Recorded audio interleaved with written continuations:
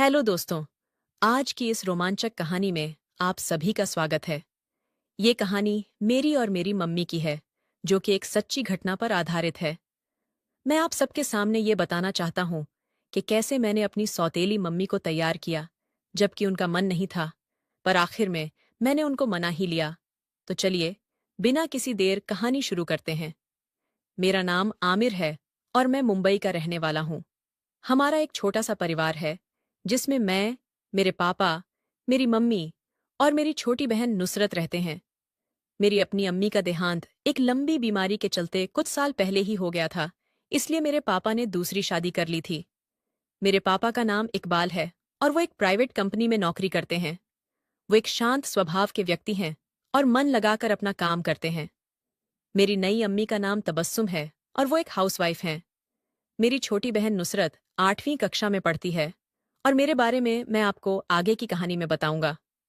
मेरी नई अम्मी काफी खुले विचारों की महिला थीं, इसलिए हमारे घर का माहौल काफी खुला और आधुनिक हो गया था, क्योंकि वो एक बेहद मॉडर्न घराने से ताल्लुक रखती हैं। अब अगर मैं अपनी नई अम्मी की बात करूं, तो वो अपने शरीर का बहुत ध्यान रखती हैं और काफी मॉडर्न घराने से होने के कारण जीन्स शर्ट, प्लाजो कुर्ती और स्कर्ट टॉप पहनना उनके लिए आम बात है। तबस्सुम अम्मी अपनी फिटनेस का ध्यान रखने के कारण काफी आकर्षक और खूबसूरत दिखती हैं। वो किसी भी तरह से हमारी अम्मी की उम्र की नहीं लगती, पर फिर भी हम सब ने उन्हें दिल से अपना लिया था। नई अम्मी के आने के बाद हमारे घर में दोबारा से खुशियां लौट आई थीं। घर का इकलौता बेटा होने के कारण मुझे बहुत प्यार मिलता था और अब नुसरत को भी अम्मी की कमी महसूस नहीं होती थी। अम्मी के इंतकाल के बाद पापा बहुत दुखी रहने लगे थे, पर नई अम्मी ने उनके चेहरे पर भी मुस्कान ला दी थी। हम सब बहुत खुश थे और जब भी समय मिलता था, हम चारों मिलकर खुलकर बातें किया करते थे। तो ये कहानी तब की है, जब मैं कॉलेज में था। मेरी परीक्षाएं खत्म हो चुकी थीं और गर्मियों की छुट्टियां चल रही थीं। उस समय मेरी बहन की भी छुट्टियां चल रही थीं। मेरा घर पर ही छुट्टियां बिताने का मन था। हालांकि मेरी बहन बुआ के घर जाने की जिद कर रही थी, इसलिए पापा उसे बुआ के घर छोड़ आए और मैं घर आ गया। मुझे घर पे छुट्टियां बिताने में कोई परेशानी भी नहीं थी, क्योंकि मैं घर पर लैपटॉप में गेम खेलता था और मोबाइल पर टाइम पास करता रहता था। एक रोज की बात है, दोपहर का समय था और मैं लैपटॉप पर मूवी देख रहा था। उस दिन हमारी काम वाली आंटी ने छुट्टी ले रखी थी, इसलिए आज घर के सारे काम अम्मी को ही करने थे। पापा सुबह ऑफिस चले गए थे और अम्मी ने झाड़ू पोछा लगाना शुरू कर दिया था। उस दिन उन्होंने ब्लैक कलर की स्कर्ट और पिंक टॉप पहना हुआ था, और क्योंकि वो घर पर ही थीं, इसलिए उन्होंने दुपट्टा नहीं लिया था। मैं अपने कमरे में बैठकर मूवी देख रहा था। तभी अचानक मेरे कमरे का दरवाजा खुला और अम्मी ने आते ही मेरे बेड के नीचे पोछा लगाना शुरू कर दिया। अब क्योंकि उन्होंने दुपट्टा नहीं लिया हुआ था, तो बार बार मेरा ध्यान उसी तरफ जा रहा था। वो बेड के नीचे घुस घुस कर पोछा लगाने जाती थीं, तो उनका आधा सामान बाहर ही रह जाता था। अचानक अम्मी ने मेरी ओर देखा और बोली, आमिर, यहाँ से उठो और बेडशीट ठीक करने में मेरी मदद करो, उसके बाद मूवी देखना। अम्मी ने अचानक से मेरी ओर देखा, तो मैं इधर उधर देखने लगा। फिर मैंने जल्दी से बेडशीट ठीक करवाई और बाथरूम चला गया। बाथरूम में जाकर मैंने सोचा कि कहीं अम्मी ने मुझे उन्हें घूरते हुए देख तो नहीं लिया। उस समय में मैं बहुत डर गया था, लेकिन अब मेरे मन में कई तरह के विचार चलने लगे थे। मैं समझ नहीं पा रहा था कि जो मैंने देखा और सोचा वो सही था या गलत था। फिर मैं वापस अपने बेडरूम में आकर बैठ गया, लेकिन अब मेरा ध्यान मूवी से हट चुका था। मेरे कमरे की सफाई करने के बाद अम्मी दूसरे कमरों की सफाई करने चली गईं। तब मुझे थोड़ी राहत मिली कि चलो अम्मी को कुछ शक नहीं हुआ। फिर मैंने अपना लैपटॉप बंद कर दिया और मोबाइल पर टाइम पास करने लगा। अचानक मेरे मोबाइल पर एक नोटिफिकेशन आया, जिसमें मेरे एक दोस्त ने मुझे एक लिंक फॉरवर्ड की हुई थी। मैंने उस लिंक पर क्लिक किया तो वहां मुझे कई कहानियां दिखीं, जिनमें एक कहानी ऐसी भी थी जिसमें सौतेली माँ अपने बेटे से खुशी लेती थी। मैंने उस कहानी को पढ़ना शुरू किया और उसके बाद मेरे मन में भी कुछ वैसा ही ख्याल आने लगा। तब मैंने बाथरूम में जाकर अम्मी के बारे में सोचते हुए हाथ से कुछ किया। फिर बाहर आया तो देखा कि अम्मी किचन में खाना बना रही थीं और मैं फ्रिज से पानी की बोतल निकालते हुए अम्मी को ही देख रहा था। वो मेरी तरफ पीठ करके खड़ी हुई थीं और रोटियां बनाते वक्त उनका पूरा शरीर हिल रहा था। उनका पूरा ध्यान रोटियां बनाने में था, इसलिए उनको पता ही नहीं चल रहा था कि मैं उन्हें किस तरह देख रहा हूं। तभी अचानक अम्मी पीछे मुड़ी और मेरी तरफ देखते हुए बोली, क्या हो गया आमिर? क्या देख रहे हो बेटा? मैं तुरंत घबरा गया और परिस्थिति संभालते हुए बोला, कुछ नहीं अम्मी। मैं तो बस ये देख रहा था कि मेरी प्यारी अम्मी कितनी मेहनत करके हम सबकी देखभाल करती हैं। सच कहूं तो आपके आने से हम सबकी जिंदगी में खुशियां वापस लौट आई हैं। मैंने मक्खन लगाते हुए बात को संभाल लिया, पर यह सुनकर अम्मी का चेहरा खिल गया था। वो बोली, तुम सब भी तो मेरा कितना ख्याल रखते हो। मैं बहुत खुशकिस्मत हूं कि मुझे ऐसा परिवार और इतना सुलझा हुआ बेटा मिला है। तुम और नुसरत बस अपनी पढ़ाई पर ध्यान दो, बाकी सब मैं देख लूंगी। और फिर कुछ सालों बाद मैं तुम्हारे लिए भी एक सुंदर सी पत्नी ले आऊंगी। और इतना कहकर अम्मी हंस पड़ी। थोड़ी देर अम्मी से बातें करने के बाद मैं अपने बेडरूम में चला गया और सोचने लगा कि अम्मी को क्या ही पता कि मैं तो सिर्फ उन्हें ही देख रहा था और देखते वक्त क्या क्या सोच रहा था। इस तरह अम्मी को देखते देखते कुछ दिन निकल गए और तब मैंने सोचा कि सिर्फ देखते रहने से कुछ नहीं होगा, कुछ प्लान तो बनाना ही पड़ेगा। कुछ दिनों तक कोई प्लान नहीं बन पाया और एक दिन ऐसा हुआ कि पापा ऑफिस से जल्दी घर आ गए और बोले, तबस्सुम, मुझे अपने बॉस के साथ ऑफिस के काम की वजह से 15 दिनों के लिए विदेश जाना पड़ेगा। पापा की बात सुनकर मैं अपने कमरे में बैठा मन ही मन खुश हो रहा था। मैंने ठान लिया कि अब जो भी करना है इन 15 दिनों के अंदर ही करना है, नहीं तो फिर ऐसा मौका दोबारा कभी नहीं मिलेगा। पापा 2 दिन बाद जाने वाले थे, इसलिए वो थोड़ी बहुत शॉपिंग करना चाहते थे। दोपहर का समय था। पापा और अम्मी मॉल जाने के लिए तैयार हो गए।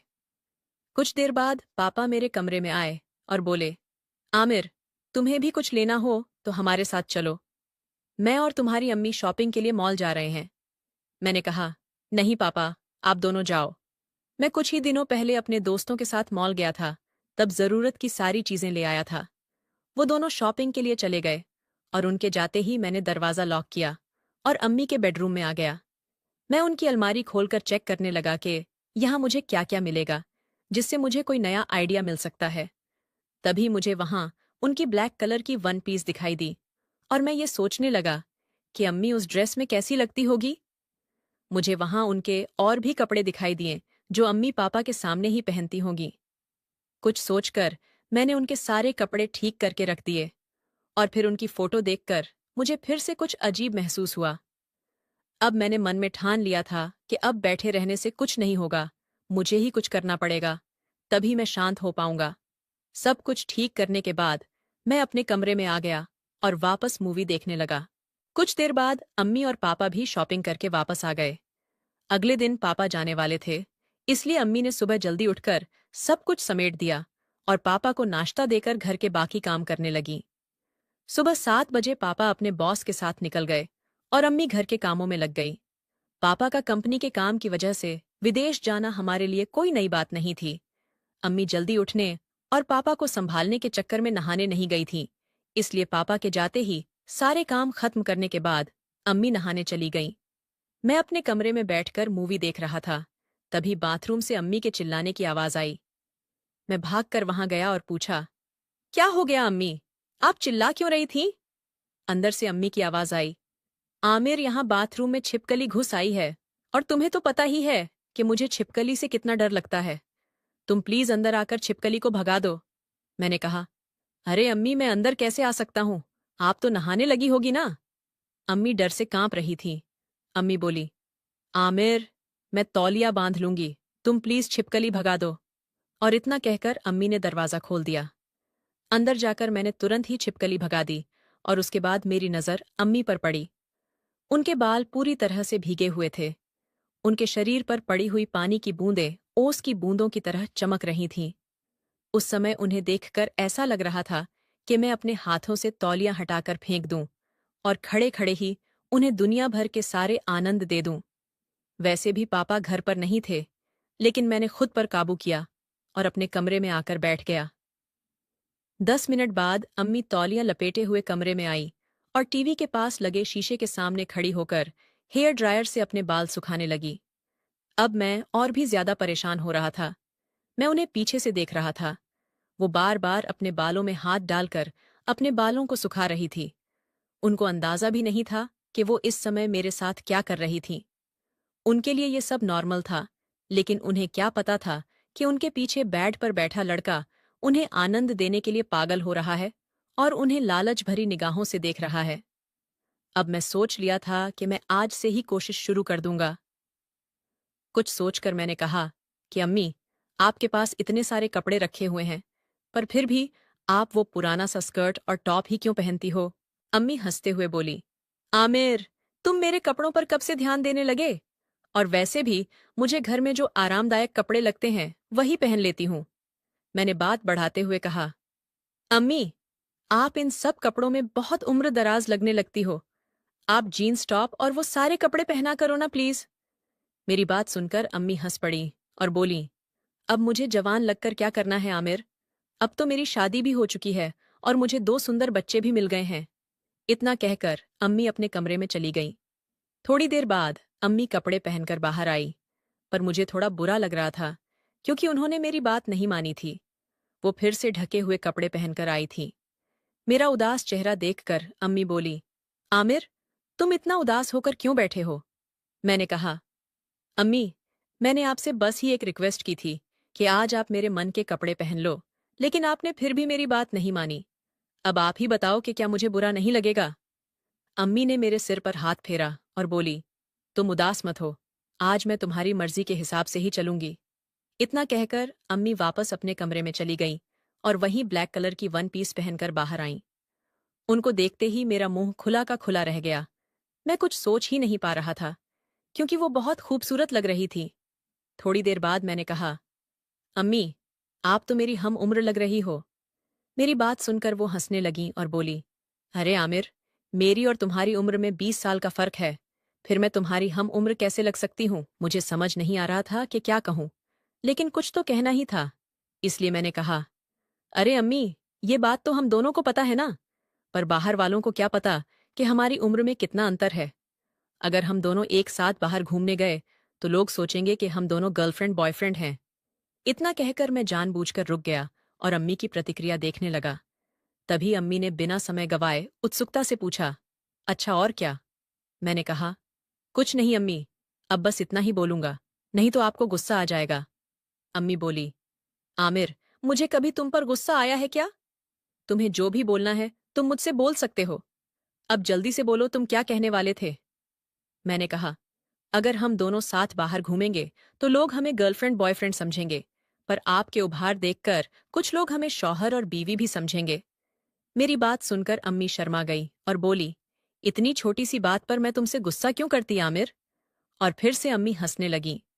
कुछ देर की मजाक मस्ती के बाद अम्मी वापस किचन में चली गई और मैं अपने कमरे में आ गया। अब मैं ये सोचने लगा था कि चलो, शुरुआत तो हो ही गई है, किसी दिन मंजिल पर भी पहुंच जाऊंगा, लेकिन अभी भी बहुत काम बाकी है और वो इतना भी आसान नहीं था। थोड़ी देर बाद मैंने फिर से कोशिश शुरू की। अम्मी किचन में काम कर रही थी। मैं वहां गया और उनसे बोला, अम्मी, आपको रोज यही काम करते करते बोर नहीं होता है क्या? अम्मी बोली, नहीं आमिर, पर हाँ, जिस दिन हमारी काम वाली बाई आती है उस दिन मुझे थोड़ी राहत मिल जाती है, पर अभी वो नहीं आ रही है तो सारा काम मुझे ही करना पड़ रहा है। मैंने कहा, अच्छा, आज के लिए मैं आपको आराम दे देता हूँ। मैं बाहर से खाना ऑर्डर कर लूंगा, पर तब तक आपकी बोरियत मिटाने के लिए हम एक गेम खेलेंगे। अम्मी बोली, नहीं आमिर, घर में बैठकर लैपटॉप पर गेम खेलने में मुझे कोई दिलचस्पी नहीं है। हाँ, अगर कुछ और हो तो वो तुम मुझे बता सकते हो। मैंने कहा, अरे नहीं मेरी प्यारी अम्मी, ये गेम लैपटॉप पर खेलने वाला नहीं है। हम दोनों ट्रूथ और डेयर वाला गेम खेलेंगे। इसमें आपको या तो सच बोलना होता है या फिर जो काम आपको करने के लिए दिया जाता है वो करना पड़ता है। अम्मी बोली, ये गेम ठीक है, लेकिन पहले मुझे घर के सारे काम निपटा लेने दो, उसके बाद खेलेंगे। मैंने कहा, ठीक है अम्मी, जैसे ही आपके सारे काम खत्म हो जाए आप मेरे कमरे में आ जाना, फिर हम दोनों गेम खेलेंगे। इतना कहकर मैंने उन्हें पीछे से गले लगा लिया और गाल पर एक किस किया और फिर रूम में जाकर बैठ गया।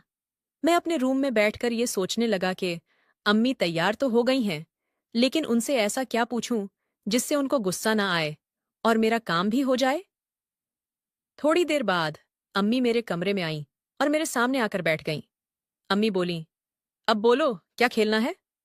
मैंने कहा, अभी मैंने आपको ट्रुथ और डेयर का गेम समझाया था ना, बस वही खेलना है। अब आप मुझे बताओ कि खेल की शुरुआत आप करोगी या मैं करूं? अम्मी हंसते हुए बोली, तुम ही करो।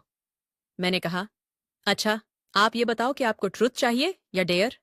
तब अम्मी बोली, मैं ट्रुथ लूंगी। फिर मैंने सवाल पूछा, क्या आपका शादी से पहले कोई बॉयफ्रेंड था? मेरा सवाल सुनते ही अम्मी बोली, ये कैसा सवाल है आमिर? तो मैंने कहा, यही मेरा सवाल है अम्मी, और अब आपने ट्रुथ चुना है, तो अब आपको मेरे सवाल का जवाब देना ही पड़ेगा। अम्मी शर्माते हुए बोली, हाँ, तुम्हारे पापा से शादी करने से पहले मेरा एक बॉयफ्रेंड था, पर काफी समय पहले हम दोनों का ब्रेकअप हो गया था। इसके बाद मैंने अम्मी से कहा, अब आप मुझसे कोई सवाल पूछो, क्योंकि मैंने भी ट्रुथ लिया है। तो अम्मी ने पूछा, क्या तुम्हारी कोई गर्लफ्रेंड है आमिर? मैंने कहा, हाँ अम्मी, मेरी एक गर्लफ्रेंड है, जो दूसरे शहर में रहती है। मेरी बात सुनकर अम्मी थोड़ा गुस्से में आ गई और बोली, आमिर, तुम्हें इस उम्र में ये सब नहीं करना चाहिए। उनकी प्रतिक्रिया देखकर मेरा आत्मविश्वास कम हो रहा था, क्योंकि अम्मी को ऐसे गेम्स में कोई इंटरेस्ट नहीं था, लेकिन मैं हार मानने को तैयार नहीं था।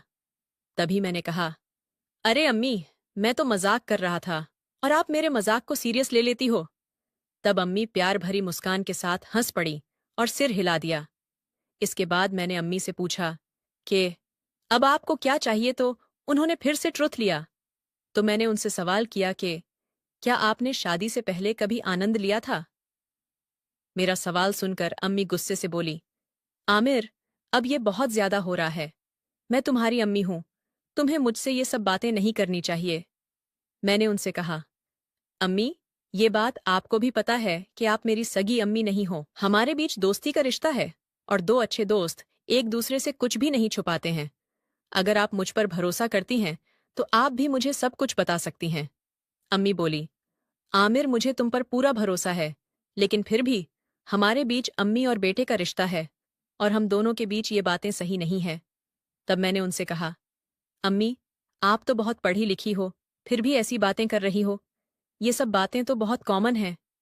तब मैंने उनसे कहा, मम्मी, तुम तो बहुत पढ़ी लिखी हो, फिर भी तुम्हें ये बातें गलत लगती हैं। अगर आपको नहीं बताना है, तो आप मत बताओ, पर खेल के बीच में ऐसी बातें बोल के खेल को खराब मत करो। मुझे पता है आपको मुझ पर भरोसा नहीं है, इसलिए आप मुझे ये सब नहीं बता रही हो।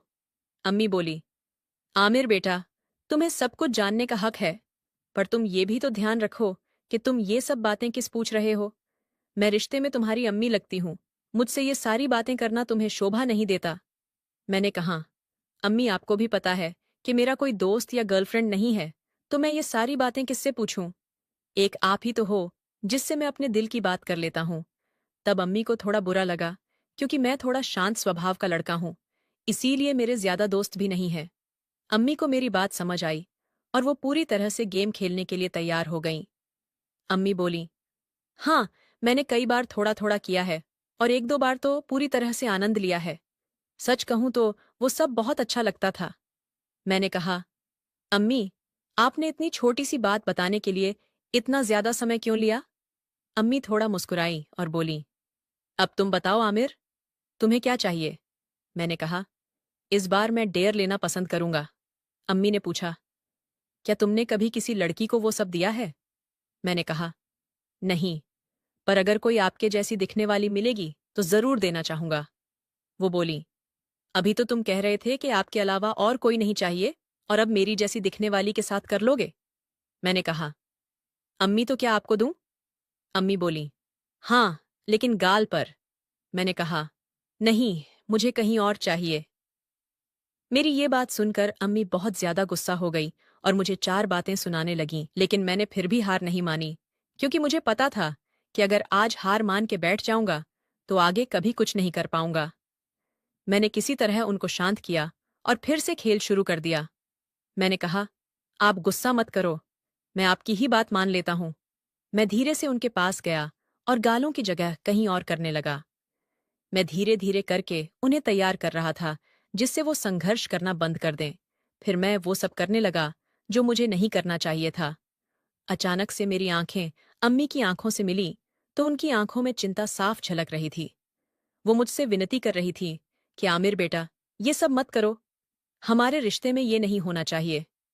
माँ बेटे के रिश्ते की एक मर्यादा होती है, हमें उसे पार नहीं करना चाहिए। मुझे अचानक से कुछ महसूस हुआ। मुझे तुरंत ही अपनी गलती का एहसास हो गया और मैं उनसे दूर हट गया। मुझे समझ आ गया था कि रिश्ता सगा हो या सौतेला माँ बेटे के रिश्ते में ये सब बातें नहीं होनी चाहिए। मैंने अम्मी से तुरंत माफी मांगी और उनसे वादा किया कि अब मैं ऐसा कोई मजाक नहीं करूंगा जिससे हमारे रिश्ते में कोई दूरी आए। अम्मी ने मेरी माफी को स्वीकार करते हुए मुझे गले लगा लिया और कहा, आमिर बेटा, मैं हमेशा ही तुम्हारी अच्छी दोस्त रहूंगी, लेकिन हमें यह भी याद रखना चाहिए कि हमारे रिश्ते की कुछ सीमाएं होती हैं। मैंने कहा, हाँ अम्मी, मुझे समझ आ गया है। अब मैं कभी भी आपका दिल नहीं दुखाऊंगा। अम्मी ने हंसते हुए मुझे अपने गले से लगा लिया और दोस्तों के साथ समय बिताने की सलाह दी। अम्मी के साथ की इस बातचीत ने मुझे समझाया था कि जीवन में रिश्तों की मर्यादा और सम्मान बनाए रखना बेहद जरूरी है और हर मजाक की एक सीमा होती है। मजाक के समय अपनी लिमिट क्रॉस करना बहुत गलत है। कमेंट करके जरूर बताइएगा कि आपको ये कहानी कैसी लगी।